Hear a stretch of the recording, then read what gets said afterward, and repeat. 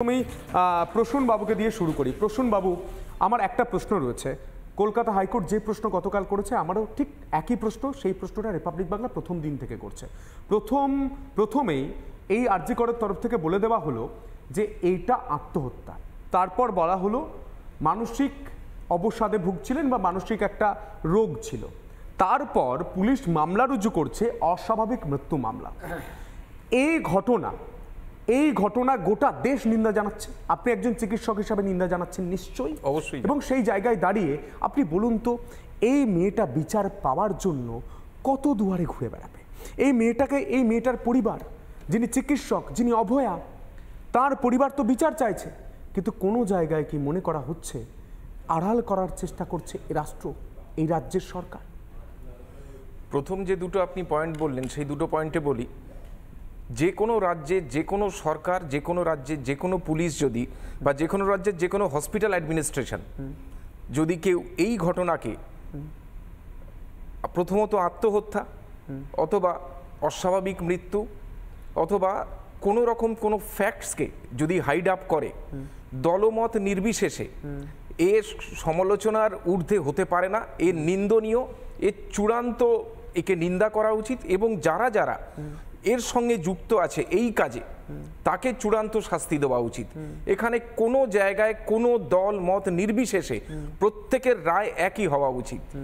যে ঘটনা ঘটেছে সারা শতাব্দীতে, আজ থেকে 100 বছর পরেও যদি এই ঘটনা নিয়ে আলোচনা করা হয়, যে চ্যানেলেই হোক, যে সরকারই থাকুক, আর যে সরকারের সময় এটা হয়েছে, বা যারা যারা এই ঘটনায় প্রাথমিকভাবে এই সত্যকে চাপা দেওয়ার চেষ্টা করেছে, তাদের থেকে বলো কালপ্রিট আর কোনো জায়গায় কোনো দেশে হতে পারে না। বেশ, মারাত্মক কাজটা উনি করেছেন। এই পয়েন্টের ভেতরে সেই পয়েন্টটা আমি সবার আগে বলি, যে কোনো জায়গায় কোনো ভিকটিমের নাম কখনো টিভি চ্যানেলে বলতে নেই। ওইটুকু সময়, 3.5 থেকে 4 মিনিট সময়ের বাইটে উনি 9 বার এই ভিকটিম, অসহায় এই ভিকটিমের নাম, উনি নামগুলোকে সবার সামনে বলেছিলেন। প্রশ্ন এখানে অনেক আসে, এখানে দলমত নির্বিশেষে যদি বলি, আমি সাধারণ মানুষ বা ডাক্তার, অথবা যদি বোধবুদ্ধি সম্পন্ন মানুষ হিসেবে আমি কথা বলি, এই জিনিস কখনো করা উচিত না। আমি নারায়ণ বাবুর কাছে আসবো।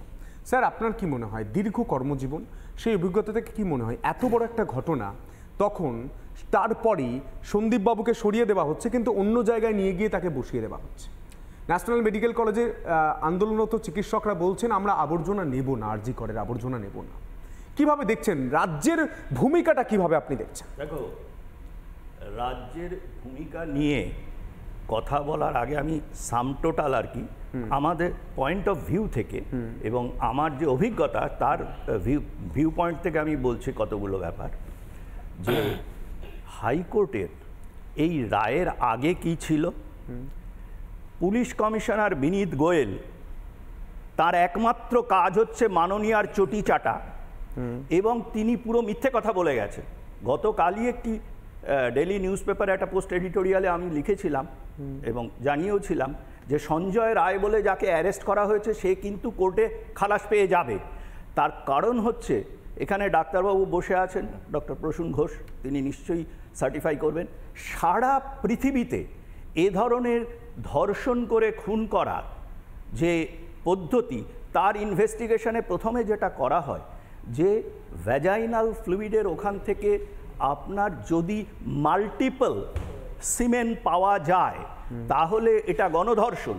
এবং সেই দিন রাত্রিবেলা হাসপাতালে যত পুরুষ ছিলেন, প্রত্যেকের সিমেনের সঙ্গে এই ম্যাচিংটা করাতে হবে। এটা প্রাথমিক ব্যাপার।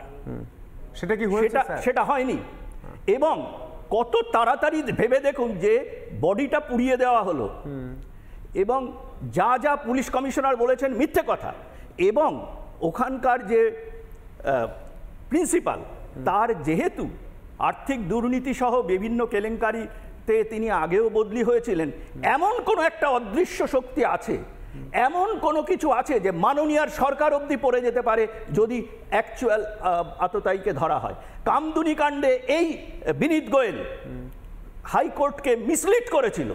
এবং আমার একটা দাবি হচ্ছে যে এই যে তদন্ত, এই তদন্ত যেভাবেই এগুক না কেন, শুধু 302 নয়, 304 এবং আরও কতগুলো ধারা আছে যেগুলো এখানে অ্যাপ্লিকেবল হবে, সিবিআইয়ের সেটা করা উচিত। এবং প্রথম যাদের অ্যারেস্ট করতে হবে তার মধ্যে বিনীত গোয়েল এবং যে আপনার এই সন্দীপ ঘোষ এবং সেখানকার অ্যাসিস্ট্যান্ট সুপারিনটেন্ডেন্ট যিনি ফোন করে বলেছিলেন যে এটা আত্মহত্যা।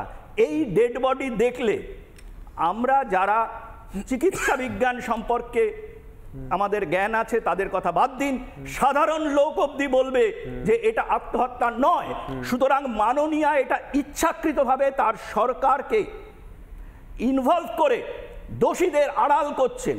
এই সরকারের ইমিডিয়েটলি সরে যাওয়া উচিত। স্যার আমার আরও একটা প্রশ্ন রয়েছে, আপনি তো চিকিৎসক, এই জায়গা থেকে কি মনে হয় এই প্রশ্নটা প্রত্যেকে সোশ্যাল মিডিয়ায় করছে, এটা আমার প্রশ্ন নয়, গোটা বাংলার মানুষের প্রশ্ন। সকাল 10টায় সিবিআই এই কেস ডায়েরি হস্তান্তর করবে এবং এই মামলাটা হাতে নেবে।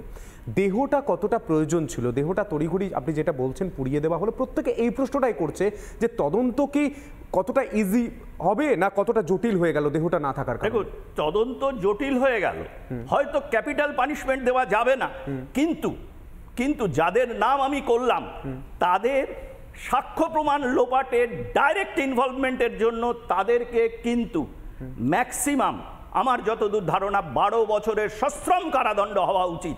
এবং সেখানে যদি ধরা পড়ে আরও কোনো বিষয়, মন্ত্রিসভার কেউ কিংবা যতই পাওয়ারফুল হন না কেন তাদেরকে কিন্তু এই একই শাস্তির আওতায় আনা যায়। এখন কতটা সদিচ্ছায় তারা করবে, কত তাড়াতাড়ি হবে, এটাকে ইচ্ছা করে পুড়িয়ে দেওয়া হয়েছে এই বডিটাকে, এবং এই বডিটা পুড়িয়ে দেওয়ার মধ্যে মুখ্যমন্ত্রী নিজে ইনভলভড। উনি ছাড়া বিনীত গোয়েল রাজ্যের ক্ষমতা নেই। একটা কথা দেখুন দেখি, চুপচাপ বসেছিল এখানকার ওই চটি চাটা হাফ বেকড নিওলিটারেট যেসব বুদ্ধিজীবী বা কুবুদ্ধিজীবী বলা হয়, আমি নারায়ণ চক্রবর্তী বলছি, দে আর হাফ বেকড নিওলিটারেট। এবং তারা বিশেষ বিশেষ সময়ে যে সরকার পাওয়ারে থাকেন তাদের পদসেবা করেই তারা তাদের জীবিকা নির্বাহ করেন। তাদেরকে ফিল্ডে নামিয়ে দিল। সাধারণ মানুষ কি অবস্থায় পৌঁছেছে যে কালকে তাদের মধ্যে একজন সেই অনেক আগে পদ্মশ্রী পাওয়া এক ভদ্র মহিলাকে গো ব্যাক এবং চটি চাটা বলেছে, আপনারা সবাই দেখছেন। সাধারণ মানুষের মতামতটা কি? অপর্ণা সেন, শুভজিতের কাছে আসার চেষ্টা করবো। শুভজিৎ, কি মনে হয় ছাত্র সমাজ থেকে শুরু করে গোটা বাংলা গোটা দেশ এই ঘটনার নিন্দা জানাচ্ছে? প্রথমেই বলে দেওয়া হলো আত্মহত্যা। এই সন্দীপ ঘোষকে নিয়ে গিয়ে বসিয়ে দেওয়া হলো ন্যাশনাল মেডিকেল কলেজে। শুধু তাই নয় শুভজিৎ, যে সেমিনার হল থেকে এই দেহ উদ্ধার হয়েছে তার পাশে নির্মাণ কাজ শুরু হয়ে গেল। মানে চর্মচক্ষে দেখে কি মনে হয়? দেখো, যেহেতু এই সামগ্রিক যে লড়াইটা চলছে এর মধ্যে আমরা ফিল্ডে রয়েছি এবং গতকালও ছিলাম, যে তুমি যে ঘটনাটার কথা বললে, যে যেই সেমিনার রুমে এই ঘটনাটা ঘটেছে সেই সেমিনার রুমের পাশেই একটা রেনোভেশনের নাম করে ভাঙচুর শুরু হয়ে গেছে। তা আমরাও কালকে যখন আন্দোলন করছিলাম, আমাদের অবস্থান এখনো চলছে, এখান থেকে তোমার শো থেকে ওখানেই ফিরে আবার যাবো, বসবো, আমাদের কথা বলার জন্য এখানে আসা মূলত। এবার সেখানে দেখলাম যে হঠাৎ করে রেনোভেশন যখন কাজ শুরু হয়েছে, আমরা বললাম যে আমাদের তাহলে প্রতিনিধি দলকে ওখানে যেতে দিন, আমরা গিয়ে দেখি যে কি রেনোভেশন আপনারা করছেন, নাকি রেনোভেশনের নাম করে আপনারা এভিডেন্সটা ট্যাম্পার করার চেষ্টা করছেন। কারণ যেহেতু এটা অত্যন্ত একটা জটিল ঘটনায় রূপান্তরিত হয়েছে। কারণ প্রথম দিন থেকে তুমি যদি দেখো যে ফার্স্টলি একটা সরকারি আধিকারিক কোনোদিন এরকম স্টেটমেন্ট দিতে পারে কি যেটা আত্মহত্যা না এটা হত্যা? তাকে তো অনেক ইনভেস্টিগেশন অনেক কিছু শুধু তাই নয়, রাত্রিবেলা এই মহিলা কি করছিলেন, এই ডাক্তার কি করছিলেন, এই বক্তব্য আমি সেই বিষয়ে আসছি। এরকম একটা স্টেটমেন্ট যখন উনি দিচ্ছেন তার মানে তো উনি মিসলিড করছেন, এই ইনভেস্টিগেশনটাকে হতে দিচ্ছেন না। দ্বিতীয়ত উনি যে প্রশ্নগুলো তুলছেন একটা অবান্তর একটা পিতৃতান্ত্রিক সমাজ ব্যবস্থার প্রশ্ন, যে মহিলা কি করছিলেন। প্রথম কথা, একজন ছাত্রী তার ক্যাম্পাসে থাকবে কি করবে না করবে তার নিজস্ব সম্পূর্ণ বিষয়।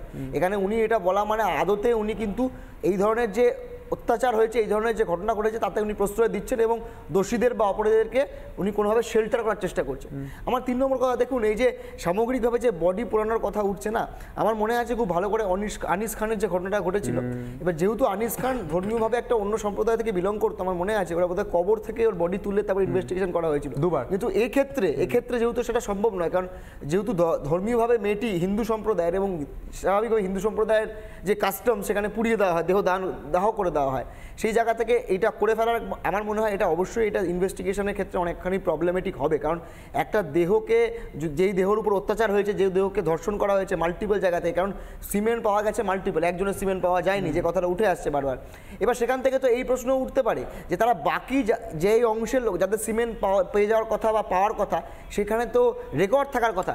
এখানে কিন্তু একটা বড় গুরুত্বপূর্ণ জিনিস হচ্ছে এখানে কোনো রেকর্ড নেই, রোস্টার নেই, এখানে অ্যাটেন্ডেন্স যে রেজিস্টার থাকার কথা, মানে কারা কারা প্রেজেন্ট ছিল সেদিনকে হসপিটালের মধ্যে, তাই নিয়ে কিন্তু ধোঁয়াশোয়া তৈরি হয়েছে। তাই সেই জায়গা থেকে কাকে তুমি ধরবে, কার টেস্ট করবে, এটা কিন্তু অন্য জায়গায় চলে যেতে পারে। সার্বিকভাবে যেটা বোঝা যাচ্ছে যে একটা দিক যেমন রয়েছে যে অত্যাচার এবং ধর্ষণ, এর পাশাপাশি ক্যাম্পাসের অভ্যন্তরে যে ধরনের অসামাজিক কাজ চলে এই শাসক দলের মদতে, এবং বিভিন্ন ক্ষেত্রে আমরা দেখেছি যে অভিযোগগুলো উঠে আসছে যে একটা নির্দিষ্ট কোনো কোম্পানি তারা নাকি সমস্ত টেন্ডার নিচ্ছে, সেটা ওই কি বলে ওই গাম হতে পারে, মানে ওই গজ হতে পারে, তুলো হতে পারে, এমনকি সিরিঞ্জ হতে পারে, ওষুধ হতে পারে, নির্দিষ্টভাবে একটা কোম্পানি তারা সমস্ত কিছু টেন্ডার পায়, জলের বোতল হতে পারে। তাহলে কিভাবে হচ্ছে? কোনো টেন্ডার ছাড়া ওখানে ক্যান্টিন চলছে, ওখানে আসলে বহিরাগতদের অবাধ একদম এই জায়গা থেকে আমরা তথ্য দিয়ে গ্রাফিক্যাল প্রেজেন্টেশনের মাধ্যমে আমরা দর্শকদের বোঝানোর চেষ্টা করব শুভজিৎ ঠিক কি বলছে সেই প্রসঙ্গেই আমি একটা গ্রাফিক্যাল প্রেজেন্টেশনের মাধ্যমে বোঝানোর চেষ্টা করব কেন বারবার কাঠগড়ায় তোলা হচ্ছে এই সন্দীপকে। কেন কাঠগড়ায়? সেমিনার হলে চিকিৎসক কিভাবে জানলো সিভিক, সেমিনার হলে চিকিৎসক কিভাবে জানলো সিভিক, এবং সিসিটিভি পর্যন্ত নেই সেই সেমিনার হলে। রাত্রে সেমিনার হলে কিভাবে পৌঁছলো এই সিভিক ভলেন্টিয়ার? এটা তো প্রশ্ন উঠবে, নিরাপত্তা কোথায়? পরিবারকে আত্মহত্যার খবর কেন দেওয়া হলো? কেন দেওয়া হলো পরিবারকে আত্মহত্যার খবর? হাসপাতাল থেকে খবর জানতেন না অধ্যক্ষ? অধ্যক্ষ কি জানতেন না এই ঘটনাগুলো ঘটছে? অধ্যক্ষ জানতেন না সিসিটিভি নেই? কেন অভয়া হাসপাতালে যেতে ভয় পেত? কেন অভয়া হাসপাতালে যেতে ভয় পেত?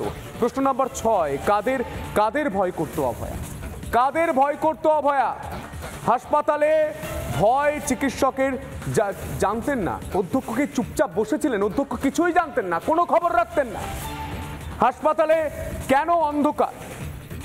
কোন কোন জায়গায় অন্ধকার জানতেন না এই অধ্যক্ষ?